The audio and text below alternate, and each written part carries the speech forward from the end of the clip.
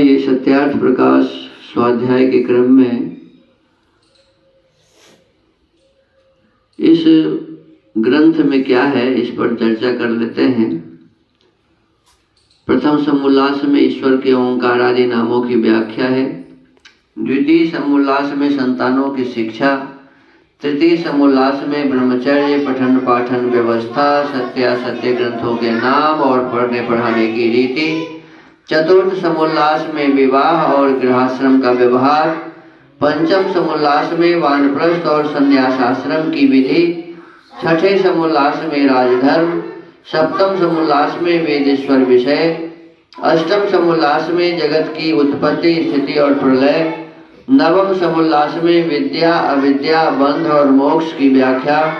दसवें समोल्लास में आचार अनाचार और भक्ष्य भक्ष्य विषय। एकादश समोल्लास में आर्यावर्ती मत मतांतर का खंडन मंडन विषय। द्वादश समोल्लास में चारवाक बौद्ध और जैन मत का विषय। त्रयोदश समोल्लास में ईसाई मत का विषय। 14वें समोल्लास में मुसलमानों के मत का विषय और 14 समोल्लासों के अंत में आर्यों के सनातन वेद विहित मत की विशेषता इस ग्रंथ में व्याख्या लिखी गई है। स्वामी जी लिखते हैं कि जिसको मैं भी यथावत मानता हूँ। अभी हम प्रथम समोल्लास से ओम के अर्थों को जान रहे हैं। ओम का अर्थ विराट है। क्यों कि परमात्मा विविध प्रकार के जगत को प्रकाशित करता है, इसीलिए उसका नाम विराट है। फिर ओम का अर्थ अग्नि भी है। क्यों तो कहते हैं अग्नि का अर्थ होता है ज्ञान स्वरूप, सब कुछ जानने वाला, जानने योग्य, प्राप्त होने योग्य और पूजा करने योग्य। वह परमात्मा वह ओम पूजा करने योग्य है, जानने योग्य है, सब कुछ जानने वाला है, इसीलिए उसका नाम अग्नि है। उसी परमेश्वर का नाम विश्व भी है। ओम का नाम अर्थ विश्व भी है। क्यों तो कहते हैं कि परमात्मा में संपूर्ण विश्व समाया हुआ है। परमात्मा में और परमात्मा संपूर्ण विश्व में समाये हुए हैं, जो सब में है और जिसमें सब कुछ है, इसीलिए उसका नाम विश्व है। तो ये विराट अग्नि और विश्व, ओम में जो पहला अक्षर अ है तो इस अ से सिद्ध होता है। और भी बहुत सारे नाम अ से सिद्ध होते हैं। अब आगे कहा कि परमात्मा का नाम ओम का अर्थ हिरण्यगर्भ है। क्यों कि जितने भी तेजस्वी पदार्थ हैं वो सभी परमात्मा के गर्भ में रहता है। परमात्मा से ही पैदा हुआ है, परमात्मा ने ही इसको उत्पन्न किया है, इसीलिए परमात्मा का नाम क्या है? हिरण्यगर्भ है। परमात्मा का नाम तेजस है, क्योंकि सूर्य आदि जितने भी तेजस्वी पदार्थ हैं उस सबका प्रकाश करने वाला सूर्य में जो तेज है वो तेज कौन देता है? परमात्मा है। परमात्मा का ही तेज सूर्य में है, तो इसीलिए परमात्मा को तेजस कहते हैं। परमात्मा का नाम ईश्वर भी है। ओम का अर्थ है ईश्वर भी है। क्यों कि कहते हैं कि सत्य विचारशील ज्ञान और अनंत ऐश्वर्य जिसके पास है, सत्य विचारशील ज्ञान और अनंत ऐश्वर्य परमात्मा के पास है। परमात्मा के पास कोई झूठा ज्ञान नहीं है, अनर्गल ज्ञान नहीं है, सत्य विचारशील ज्ञान है। और उनके पास जो संपत्ति है उतना किसी के पास नहीं, अनंत ऐश्वर्य है परमात्मा के पास, इसीलिए उसका नाम ईश्वर है। तो ओम का अर्थ ईश्वर भी है। तो परमात्मा का नाम वायु भी है। परमात्मा का नाम वायु भी है।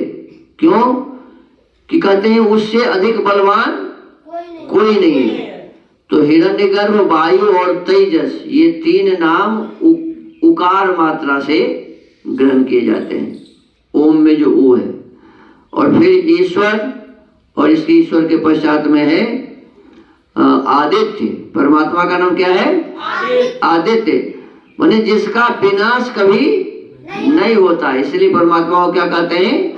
आदित्य कहते हैं।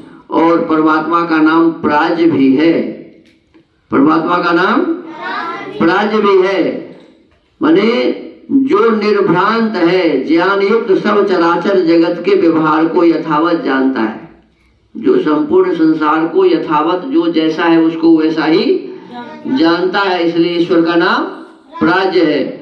तो ये जो नाम है ईश्वर, आदित्य और प्राज्य, ये मकार से ग्रहण किए जाते हैं। ओम में जो अंत में म है इससे ग्रहण किए जाते हैं। तो इतना हम पिछले समय भी स्वाध्याय कर चुके थे। अब आज है एक मंत्र है ओम शन्नो मित्र सम वरुणः। इसके अर्थ को लिखते हुए स्वामी जी लिखते हैं, इस मंत्र में मित्रादि नाम है वे भी परमेश्वर के हैं। मित्र भी किसका नाम है? परमेश्वर का नाम है, क्योंकि स्तुति, प्रार्थना, उपासना श्रेष्ठ ही की जाती है। श्रेष्ठ उसको कहते हैं जो अपने गुण, कर्म, स्वभाव और सत्य सत्य व्यवहारों में सबसे अधिक हो। अब जैसे हम अपने पिता को श्रेष्ठ मानते हैं, माता को श्रेष्ठ मानते हैं, दादा बाबा को श्रेष्ठ मानते हैं, क्यों? कि उनमें जो गुण है, कर्म है, स्वभाव है, वो हम समझते हैं कि हमारे पिताजी अच्छे व्यक्ति हैं, सत्य व्यवहार है उनका, कोई गलत काम वो नहीं करते। इस प्रकार के भाव हमारे अंदर में है। तो कहते हैं ऐसे ही परमात्मा जो है सभी प्रकार के गुण, कर्म, स्वभाव उनके सत्य हैं, इसीलिए वो सबसे श्रेष्ठ हैं। परमात्मा से अधिक श्रेष्ठ संसार में और कोई नहीं है। उन सब श्रेष्ठों में भी जो अत्यंत श्रेष्ठ हैं उसको परमेश्वर कहते हैं। संसार के लोग श्रेष्ठ हैं, लेकिन सबसे अधिक जो श्रेष्ठ है, अत्यंत श्रेष्ठ, उसे परमेश्वर कहते हैं।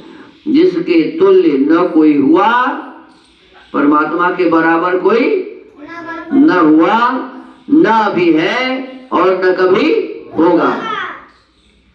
जब तुल्य नहीं तो उससे अधिक क्यों कर होगा? उसके बराबर भी यदि कोई नहीं है तो उससे बड़ा कैसे होगा? उससे अधिक कोई होगा?